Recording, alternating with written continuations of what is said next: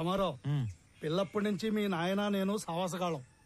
అవకాశం వచ్చింది కాబట్టి చెప్తున్నా ప్రసాదరావు, మీ ఓడికి ట్రాన్స్ఫర్ అయ్యి ఆఫీసర్ గా మనం ఊరికి రావటం వలన మన వాళ్ళకి ఎంత లాభమో తెలుసా? ఏ గమనం ఉండవయ్యా, ఛాన్స్ దొరికిందని సన్మాన సభ పట్టబాకు. వాడికి ఆనంద్ ఎట్లున్నావు? గురుగారు తాగండి, హ్యాపీగా కూర్చొని. నువ్వు తాగుతావా? సర్లే, అబ్బోడు పండగ అయినాక డ్యూటీలో జాయిన్ అవుతాడు. అందరికి తెలిసేట్టు నీ పేపర్లో రాయి. ఇంకో విషయం, కనం పండగ రోజున వేటను కోసి జనానికి నిరుటిలానే బంతి భోజనం పెడతా అన్నాం.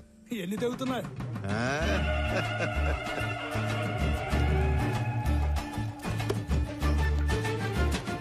అనంత్, దుడ్డికి నీకు అంత లంకే ఉండదబ్బా.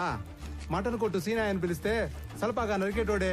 ఇప్పుడేమి తొందరైనదా? నాకి 3 తలలు అలాకాగా నరికినానా లేదా? ఏంటమ్మా, బాగున్నావా? బాగున్నానండి. చాలరాపా, ఆ చేతితో ప్రసాదం తీసుకుని రెండో చేయి చెప్తా ఉన్నావు. ఇచ్చే ఈ పెద్ద ఆయన ఎవరో బయటూరి మనుషులా ఉన్నాడు. ప్రశాంత్ బాబు. రే అనంతు, మన వియ్యంకులు పెద్దమ్మ ఇంకా ఇంటి కాడిని అరువులు చేస్తా ఉండారేమో, పోయి తొలగరా పో. వంటోళ్ళకి దుడ్లు ఇచ్చేసి ఉరకలాడతా పెద్ద. ఏందిరా ఎప్పుడు డబ్బు డబ్బు. ఇది ఇంకా మారలేదు. పోయొచ్చా? ఏంది రోయ్ పెట్టి చేస్తా ఉండారు? సిఐసార్ సంగతి మరుచావా? ఆయన ఇంకానే తెలిస్తే కాల్చి పడేస్తాడు. సార్, మేముగా ఈ తూరు వచ్చే కయ్యలేదు సార్. మీరు గాని బలమందం పెట్టినారో ఆ మీట పెద్ద తంపు అవుతుంది. ఏంద్రో మొడుచుకొని మాట్లాడుతున్నావు? పోలీసులు పళ్ళులోని కొడతాడారేంది? అక్కడ ఏం జరుగుతుంటాది? వస్తారా రారా? ఏందిరా శుభు? ఎలా సార్, ఏమైనాది? ఎందుకు కొడతా ఉంటారు? నీకేంద్రా చెప్పేది? నువ్వు పెద్ద పొడికివా? పో పో. నాకు చెప్పండి, నేను కొత్తగా వచ్చిన డిప్యూటీ కలెక్టర్ని, ఈ మండలం ఇన్ఛార్జ్ ఎంఆర్ఓని. అభి, నువ్వు చెప్పు, మిమ్మల్ని యాదానికి కొడుతున్నారు పోలీసులు? ఇదేం కొత్త కాదనా? ఏ పండగ వచ్చినా వాళ్ళ పార్టీ అయినా ఇలా సిఐ మమ్మల్ని 4 గుంజుకుని పోయి యాటకు పంపుతారు, వంట చేపిస్తారు. మాతో గొడ్డు చాకరీ చేపించుకొని పైసా కూలీయకుండా తరుముతారన్నా. ఏమన్నా మాకు పండగ ఉండదా ఏమి? చూడండి, వీళ్ళు యాడికి రారు. మీరు పోండి, లేదంటే మీ నలుగురు మీద యాక్షన్ తీసుకోవాల్సి వస్తుంది. పదండ్రా, వెళ్ళి సేక్ చేద్దాం. జాగ్రత్త, వెళ్ళండి. పదండ్రా. ಕಬೀರ್, ಪೋರ್ಟ್ ಏಜೆಂಟ್ ಆಗಿ ಕೆಲಸ ಮಾಡ್ತಾಗೆ ಸರ್. అంటే పోర్టు నువ్వు ఆపరా స్వామి, పొదుగులు చెప్పిందే చెప్పగాక. అదే నాకు పెద్ద కష్టమైన పనేం కాదు. అవేమైనా అగ్గిపుల్లే ఏంది గుట్టుగా పెట్టిలో దాచిపెట్టుకోవడానికి? 450 టన్నుల మాలు, పెద్ద పెద్ద కంటైనర్లు నా డెగకను దాచిపెట్టడం అంత తేలికేం కాదు. నువ్వు ఉండరా స్వామి, పెద్ద మనిషి మాట్లాడలా. పోయి నీ బాసుకు చెప్పు, మాల్ కనిపెట్టి కబురు పెడతాను. పోగు. ఆಯ್ತು సార్. ఇప్పుడు చెప్పు సార్. ఆ కుర్రాళ్ళని తీసుకుని వస్తుంటే మన పైన ఎవరో యాక్షన్ తీసుకుంటా అంటున్నారు సార్. నువ్వే చేస్తా ఉండవు? ఆర్ఎంపీ ప్రాక్టీస్ చేస్తా ఉండానా? ఎట్లుండదు నీ ప్రాక్టీస్? ఏదో మట్టసంగా పోతా ఉండదునా. అగ్గువగా వైద్యం అందిస్తా ఉండాను, అదొక సాటిస్ఫాక్షన్. సరేనా, నీతో ఏదైనా పని పడితే టైం చూసుకొని వస్తాను. ఎవడురా వాడు ఇందాక యాక్షన్ తీసుకుంటా అంది?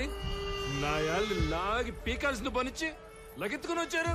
బ్రతకండి రా వాడిని, పట్టుకురండి. మనం పట్టుకొచ్చే పని లేదు సార్, ఆయన్నే వస్తున్నాడు. ఎడా అతనే సారు.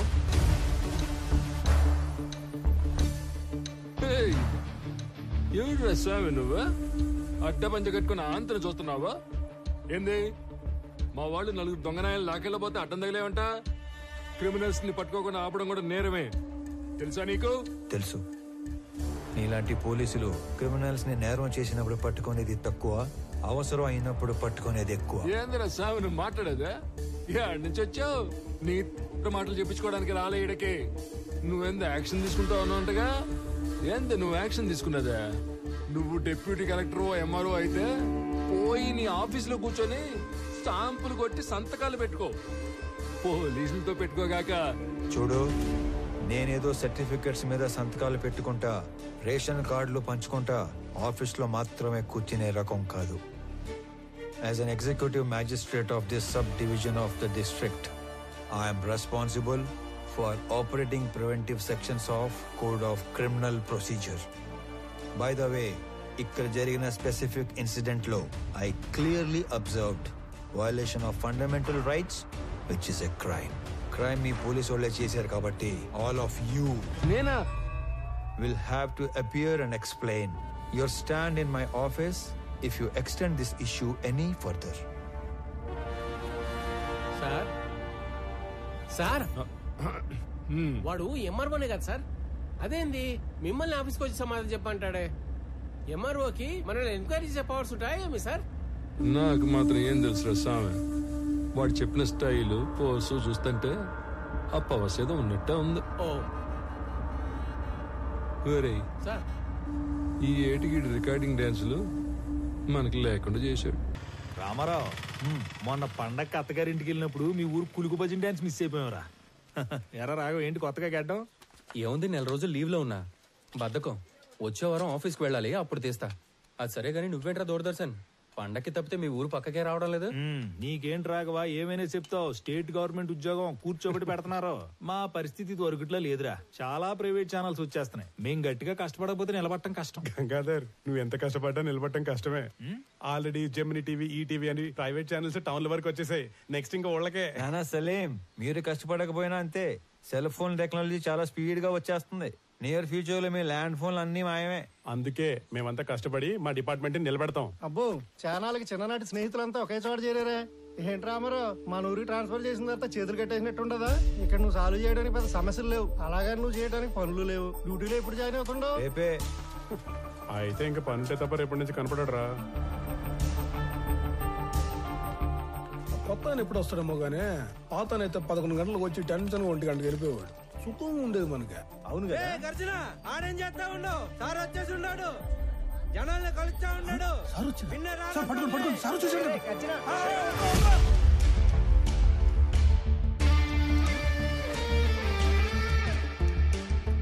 నమస్కారం సార్, నా పేరు గజ్జల శాంతి స్వరూప్ సార్. అట్లంటే మీకెందుకు సార్ శ్రమ?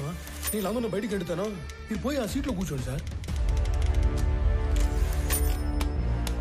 నీకు కరెక్ట్ గా 15 నిమిషాలు టైం ఇస్తున్నా. స్టాఫ్ మొత్తం నా ముందు ఉండాలి. అందరూ వచ్చేసినట్టేనా? వచ్చేసారు సార్. నేను చెప్పేది 2 విషయాలు. ఒకటి, నేను ఛార్జ్ లో ఉన్న దగ్గర గుట్టలు గుట్టలుగా ఫైళ్లు, గుంపులు గుంపులుగా జనం అస్సలు ఉండకూడదు. ఉండాల్సింది ఐఎమ్ అండర్ పెయిడ్ అనే థాట్, అంటే జీతానికి మించి పని చేస్తున్నాం అనే భావన. 2, రెవెన్యూ రికార్డ్స్ లో మార్పులు చేర్పులు, రాళ్ల క్వారీ, గులక గుట్ట, ఇసుక రేవుల ఎన్ఓసీలు, బర్త్ అండ్ డెత్ నేటివిటీ సర్టిఫికెట్లు, ఆస్తి పన్ను వసూళ్లు, అంతస్తులు క్లియరెన్స్లు ఎక్సెట్రా లాంటి దక్షిణ వచ్చే పనులు మాత్రమే చేస్తే సరిపోదు. తలగోక్కోవడం, ప్యాంటు సర్దుకోవడం కాదు. రిమెంబర్, మన రాజ్యాంగంలో ఉన్న దాదాపు అన్ని సెక్షన్స్ కి మనమే బాస్, మనమే సర్వెంట్. Any questions? ఈ 2 విషయాలు ప్రాంప్ట్ గా ఉండగలం అనుకున్న వాళ్ళు మాత్రమే లోపలికి రండి. లేదంటే నో పే లీవ్ కి అప్లై చేసుకొని ట్రాన్స్ఫర్ కి ట్రై చేసుకోండి. ఓకే?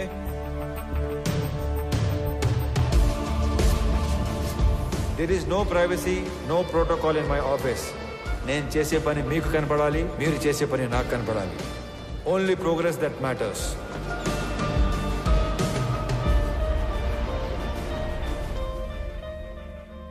సార్, ఇతని అర్జీ చాలా ఏళ్ళుగా పెండింగ్లో ఉంది. కౌలు రైతు, 2 ఎకరాల ప్రభుత్వ బీడి భూమిని చూసుకొని అప్లికేషన్ పెట్టుకున్నాడు. కానీ అప్పర్ క్యాస్ట్. అతనికి ఆ భూమి ఇవ్వలేమని చెప్పినా కూడా ఆఫీస్ చుట్టూ తిరుగుతూనే ఉన్నారు సార్. ఇప్పుడు కూడా మీతో గోడు చెప్పుకుంటానని నా ప్రాణం జోడేస్తున్నాడు సార్. అయ్యో, రైతు తన 10 వేళ్లు మట్టిలో పెడితే గాని మన 5 వేళ్లు నోట్లోకి వెళ్ళావు. అడంగల్ 13వ కాలంలో అతని పేరు రాసి తీసుకునిరా, నేను సంతకం పెడతాను. గవర్నమెంట్ కోర్టుకు వెళ్తుంది. అది కోర్టులో తేలే లోపు నేను రిటైర్ కూడా అవుతాను. ఈ లోపు రైతు వ్యవసాయం చేసుకుంటాడు. అయ్యా, చచ్చే లోపు 1 సెంటు భూమి కన్నా ఆసామిని అవుదాం అనుకున్నానయ్యా. నీ వల్ల నా కళ నెరవేరింది. నువ్విచ్చే ఆ మట్టిలో మాణిక్యాలు పండిస్తానయ్యా, మాణిక్యాలు పండిస్తాను. చూస్తా ఉండు మళ్ళా. ఒక్కొక్క మనిషి ఎంత పని చేయొచ్చా? మనం ఏళ్ల కొద్దీ చేయని పనిని కొన్ని వారాల్లో చేయించాడు. ఆయన మొగలాయి సార్. లేదంటే రోజు 6 గంటలకు ఆఫీసు బేగ వేసే టయానికి 56 మంది వెయిట్ చేస్తా ఉండేవారు. ఇంకా 6 గంట టైం ఉంది, 2-3 కన్నా ఎక్కువ లేరు. ఆయన ఏదో మాయ చేశాడు సార్. పెద్ద మాయ చేశారా? మనం ఎంతో మంది దగ్గర పనిచేశాం. కాలం నీడలో వాళ్ళందరినీ మర్చిపోయాం. కానీ ఇతన్నిడిలో కాలాన్నే మర్చిపోయాం. గుర్తుండిపోతారా? రే అనంతు, పెద్దమ్మ చెప్పింది వదిన చెప్పిందని సాకుతో నువ్వు టౌన్ లో షాపింగ్ అయిపోయాక ఆఫీస్కి వచ్చిన డిస్టర్బ్ చేయవద్దు. సర్లేనా ఒక్కసారి ఈడు చూడు నడి రోడ్డు ఎటా నడుస్తుడా. ముసలోడా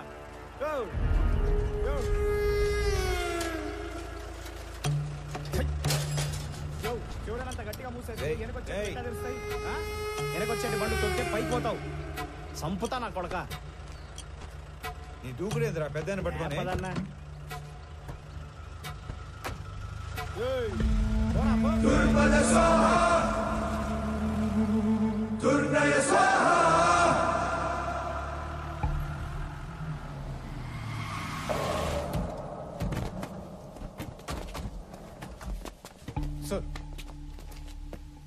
ఇంత కష్టమైన పని అని తెలియక పెద్ద పోసు కొట్టి మిమ్మల్ని నమ్మి ఈ పని టేకప్ చేశా. ఎక్కలాడు తినాలకి వెళ్తే మెట్లు ఎక్కను దిగను సరిపోయింది. మీరు అంతే, వెళ్ళడం రావడం తప్ప ఏం ఉపయోగం లేదు. సార్ మాల్ మొత్తం ఏదో రూట్ లో ఎక్స్పోర్ట్ అయిపోయింది ఏమన్నా నాకు కొంచెం డౌట్ వస్తుంది సార్. అస్సలు కాల, ఖచ్చితంగా మాల్ ఎక్స్పోర్ట్ అవ్వలేదు. ఇది నేను చెప్పిన మాట కాదు. మాల్ ఎవరైతే డైరెక్ట్ గా ఎక్స్పోర్ట్ చేసుకుంటున్నాడో డాను వాడు చెప్పిన మాట. మాల్ మీకు ట్రేస్ అవ్వట్లేదు కదా అని మన దేశంలోనే లేదని చెప్పి కథలు చెప్పొద్దు.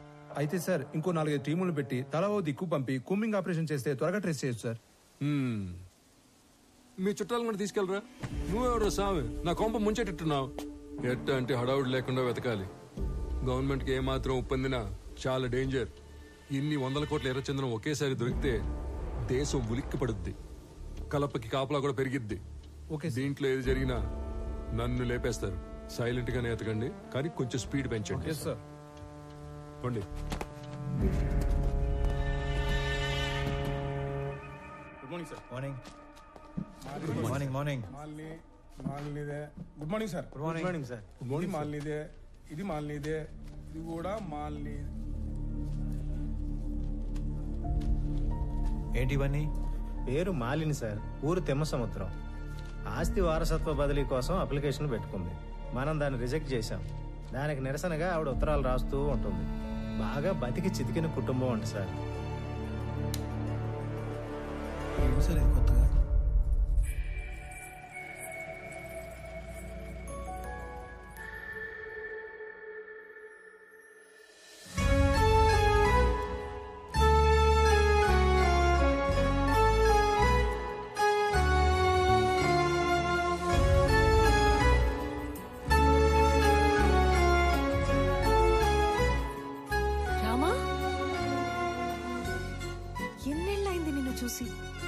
అయినా నువ్వు అసలు ఏం మారలేదు. రా కూర్చో. పర్లేదు, ఇక్కడ కూర్చుంటాను.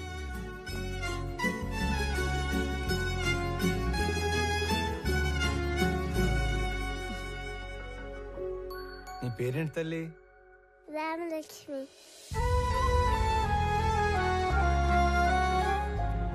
ఇప్పుడే వస్తాను. స్కూల్కి వెళ్తున్నావా?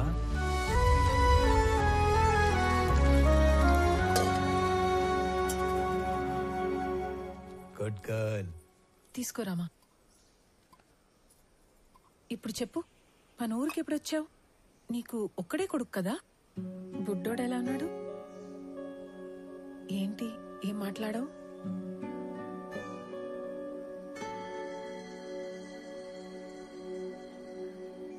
అసలు ఏం జరిగింది? రామా, నువ్వు వెళ్ళి ఆడుకో తల్లి.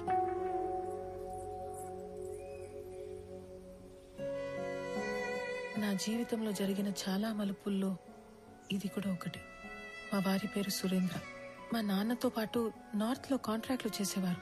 నా పెళ్లికి ముందు నుంచి కూడా మా నాన్నకి బాగా ఇష్టమైన వ్యక్తి.